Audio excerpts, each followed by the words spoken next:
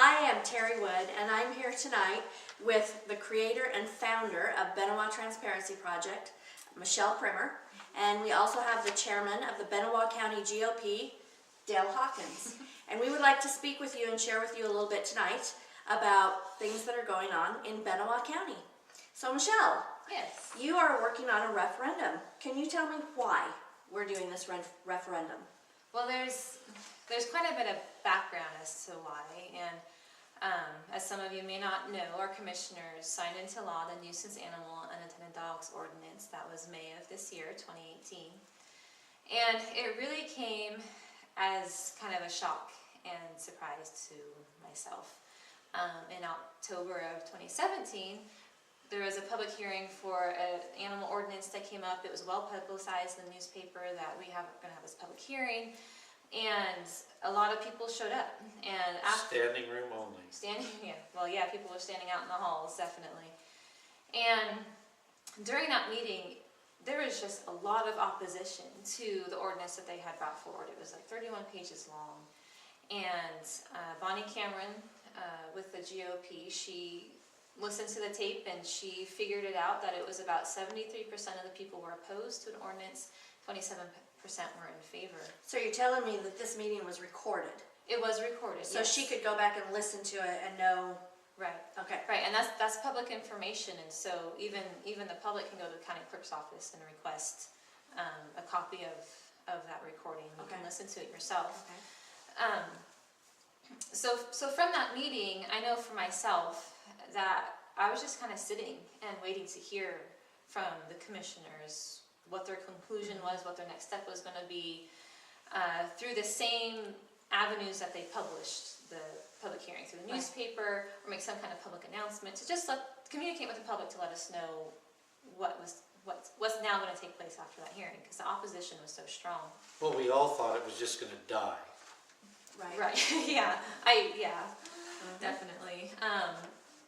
I know I was in that boat, but still kind of waiting in some ways. And then all of a sudden in May, they had the meeting on Monday morning. We had the election, the primary on Tuesday, and then Wednesday we hear that our county had signed this Nuisance Animal and Unattended Dogs Ordinance. And my first thought is, what? Just out of the blue, very surprised. And later on in the week, I had the opportunity to actually read what was in the ordinance, and I just was like, "You're kidding me! In Benewah County, we have this type of ordinance." And so that began the next several days the process of just talking to people, not just my friends and my relatives and my acquaintances, but just strangers I'd meet within the community. And there was really two reactions that I found, and the first one was just absolute anger. Anger that this ordinance is on the books, anger that there was no public hearing to bring people in to discuss what this ordinance says. You mean right before the vote? Yeah, before the vote. Because it wasn't even the same ordinance, it was a new ordinance. Okay. Yeah, a new ordinance not dealing with just cats and dogs like the previous one had been, but now including farm animals in the ordinance. But just a lot of anger from the people. And the second reaction kind of follows that is they're angry. And then the comment is, well, even if I say anything, it's not going to matter. And those comments and that attitude really surprised me in some ways, being such a small county. And in some ways it was just kind of heartbreaking that that's just how the people felt, that something this important, they couldn't do anything about it. And I'm really not the type to just complain about something. If there's an issue, I'm going to go deal with it. And so the following commissioner meeting, I wrote an editorial, invited people to come in. Hey, you need to let these people know that this isn't okay. And so there were about 40 people at that commissioners meeting. Many of them signed in and wrote opposed by their names so the commissioners could know. And even after that meeting, there was no response from the commissioners about, well, what are you going to do about this? It's like, well, public hearing or the public comments portion is over, so we're done here. But I decided that I wasn't just going to stop with that. So I wrote some letters, and for the next two commissioner meetings, I went in and just kind of laid my pleas before them always asking for them to repeal it, because after reading the law, it's a bad law, and we'll get into that a little bit more later. Always asking them to repeal it. At the very least, do a public hearing so that you can hear what the public has to say about this, and to really get a temperature from the people outside of the meeting, or even just to change the law so that it doesn't include farm animals and this unattended dogs on private property thing. But it's like talking to a brick wall, and it came down the pipes eventually that their response to me was, we owe her no response. And so this idea that even if you say something that's not going to matter rang true. It's like, even though I'm saying something, it doesn't really matter to these guys. And so I made the little hop, skip, and a jump over to the clerk's office and talking with Lynn Reagan. And it's like, there's just got to be something on the books for that. If the commissioners pass a law, is there some way for the people to change it, to repeal it? What can we do? Because I know I'm not the only person with this opinion. And she gave me the word referendum. We kind of fumbled around a little bit, and finally referendum came out. And that just started the whole process. I took that word and I took it home and I started doing research, and that's really what, kind of the story behind why this got started. Okay. Well, since that word got thrown around a lot, could you tell us, what is a referendum? Right. So a referendum is a process by which the people bring a newly enacted law or ordinance to vote. So we gather signatures in order to place the issue of the ordinance. We place it on the ballot so that the people can vote to either approve that ordinance or law or reject it. And so there's nothing in state law, and there's some confusion about this, so I just kind of want to clear this up. State law does not allow for a petition to reject a law, or a petition to approve a law, or create a law, or to change a law. It only puts it on the ballot. So when you're signing a referendum petition, you're just saying, yes, I want to vote to be able to approve this ordinance or reject this ordinance, and it goes on the ballot so that you can vote. So in the public eye, this is where there's been much confusion. There's been a lot of publications that have gave the point that somehow if you sign this petition, you're getting rid of the ordinance, which Michelle has just explained. That is not true. All this will do is give the people of Benewah County a voice. And we're not talking about a voice like, oh, we're fighting for democracy or mob rule. We really believe that this is a push against our liberties, an attack on our property rights. We have other laws in place that can deal with this in the unincorporated areas of the county. But this is so intrusive. I mean, if you read the ordinance, it's not very long. The first one was 30 something pages. This one's 5 or 6. But it mentions things like bark, crow, cluck. It talks about odors and farm animals. And all of this is just crazy. So we're not trying to do mob rule. We're trying to push back what we see as an infringement, or this is what my goal is here, an infringement on property rights. But in the end, all the referendum does is put it on the ballot. That lets you and Michelle and whoever wants to go vote. There might be a majority of people out there that all of a sudden love this law, and they'll vote for it that way. But it just puts it on the ballot so the people of Benewah County have a voice. It's going back to that idea that even if I say something, it's not going to matter. And it does give those people the ability to say something and have it actually matter. Because this is a petition. There's a number of petitions that go around, oh, sign this to show your support, and it just doesn't carry any weight. A referendum petition does something, and it carries weight. And it can approve this law and keep it on the books, or it can reject the law and have it taken off the books. So it has weight behind it. Right. But in the end, all it does is put it on the ballot in 2020. Okay. And I believe that this we'll get all of our signatures, and that this referendum will get on the ballot. But let's just say it doesn't. What happens then? Right. So we are closing in on the last 30 days. We have until February 4th to get all of our signatures turned in and counted and verified. We have enough signature sheets in circulation right now to get 1,000 signatures. We need 864 verified signatures, so it's very doable.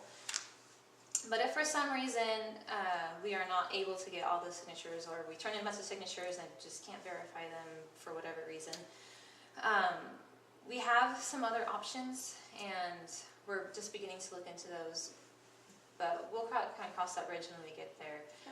We wanted to give the voice back to the people. There is risk with this. It could get put on the ballot and the people just decide that, hey, this is an ordinance that we want. There is risk with that. And our goal was to give the voice back to the people. So that's where we started.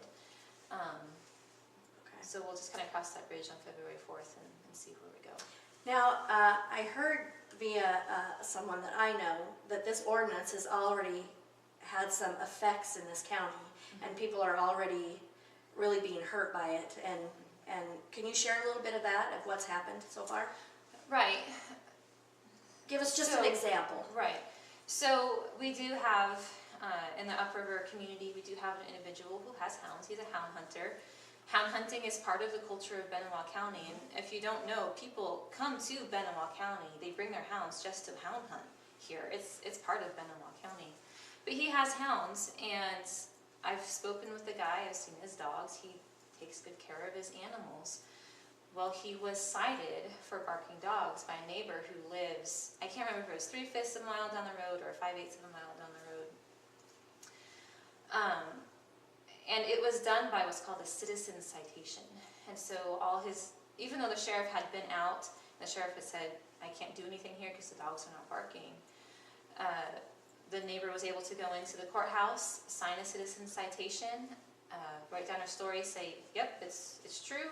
And the sheriff handed him a citation for his barking dogs, dogs that violated this nuisance animal ordinance. And So did he have a recording of the dogs barking? Did he have any proof of this? No. So this is where some of this becomes a little bit scary. I mean, Idaho has provisions, you know, if you're driving down the road and somebody passes you recklessly and you want to call in, they'll send a deputy out, the deputy will write a ticket, you sign it. So this does exist in Idaho law, but with no proof and no nothing at all here, you know, I mean, I'd be a little fearful that this all of a sudden becomes a weaponized tool of neighbor against neighbor, which is kind of how this all started in the first place. It's how we got this law, is because somebody used their influence in our local government to get this kind of pushed through in the first place. Because of a neighbor. Because of a neighbor, which is unfair to say anything about the neighbor, because I have good evidence now that the war against this neighbor started before they moved here.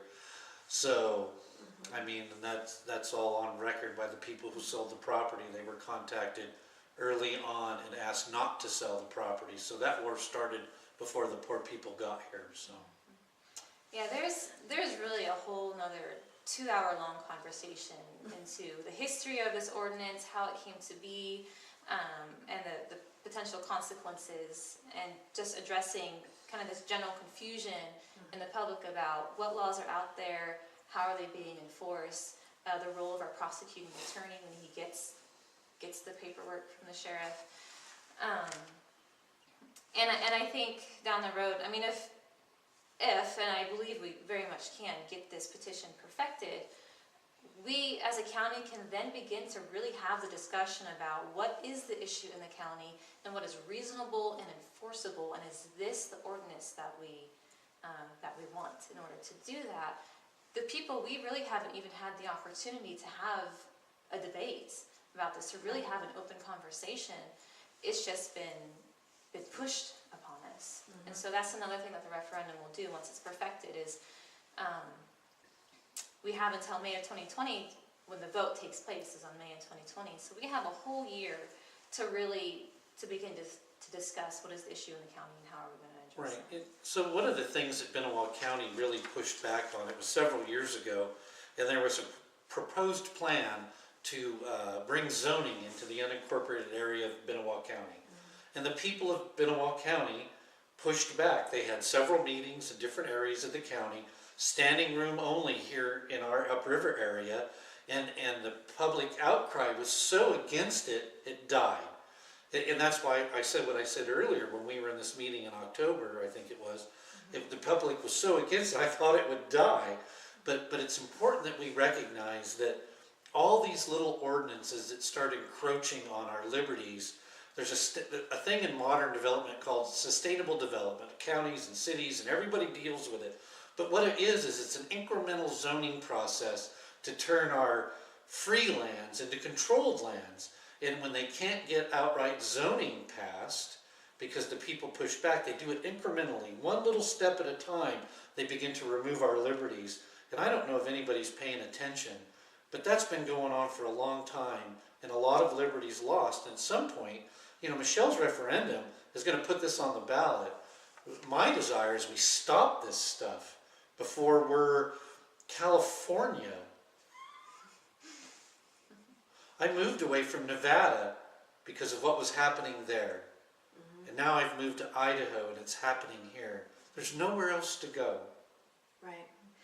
So what is the biggest barrier to getting people to sign this? You out there, where are you? Benewah, we're a conservative county, and the conservative mindset is generally, I don't bug you and you don't bug me and all is hunky-dory. And so with that, it's hard to connect with the people who this ordinance affects and who want to sign this ordinance. There are around 1,900 people who voted for Bob Short, 1,700 people who voted for Doc Ross, and I'm not going to say that all those people had issues with this ordinance and want to see it put on the ballot.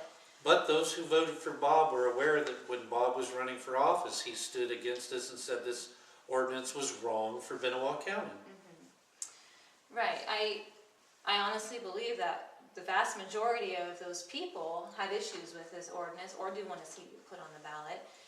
And so the question is, where are you? We're not able to connect with those people. I'm trying to do what I can on Facebook and social media. Dale's been making phone calls, but we want to connect with you, and we have people. Dale's willing to drive to meet you where you are at. We just need to get connected, and if there's groups of people, if you can get 4, 5, 6 people together at one time, we can either bring you a signature sheet so you can collect signatures and get it notarized and turn in, or we'll just come meet you where you're at and collect those signatures. Yeah, you might be having coffee with 3 or 4 like-minded people. We'll come get the signatures. And look, if you're on the side where you think this is a great law, that's fine too. We're not saying, who shouldn't sign it, because we think that everyone should have a voice in this matter for the county. And actually, to that effect, I've had 2 people sign the referendum petition who are for the ordinance, but they believe so much more in the process of allowing the people to vote. And so, even if you're for this ordinance, this gives you a voice as well if it were to go onto the ballot. Then all of those people that are not signing it right now, that would be you, how can they get a hold of you to have Dale come and meet them for coffee or get this petition, this referendum in front of them so that they can sign it? Right, well, over in the Amida area, Bill and Nancy McInich and Darvin Eklund, they have signature sheets. I'm over here in Fernwood, and Dale is also over here in Santa. Hari Heath, Doc Ross also has signature sheets. Bonnie Cameron over in Plummer, Wayne Glassman down in Tensett, and we have several other people that have signature sheets. All of the GOP, all of the Republican Party precinct committeemen have signature sheets. So they can contact the local Republican Party and contact and find out who might have one in their area, or they can call us. Right, yeah, if those names don't ring a bell, call me, 208-245-1595, and I'll get you connected with somebody, or I will meet you somewhere. You can also email me at thebenewahtransparencyproject@gmail.com, or you can message me on Facebook at the Benewah Transparency Project. All great ways to get a hold of me. And you can call me at 208-245-6633, and if I'm not there, just leave a message. I mean, we want to go to you, because we know that with all this stuff, sitting around and waiting for people to come to us won't work. We'll go to the people. We'll go where we're needed. We believe that this is the right thing. All right. Well, check out the Benewah Transparency Project, and if you are interested in signing this referendum, or if you haven't signed it yet and you're not sure and you have questions, please do make some contacts and we will get in touch with you. that's it. Thank you so much, and thank you to Michelle and Dale. Thanks, you. Gary.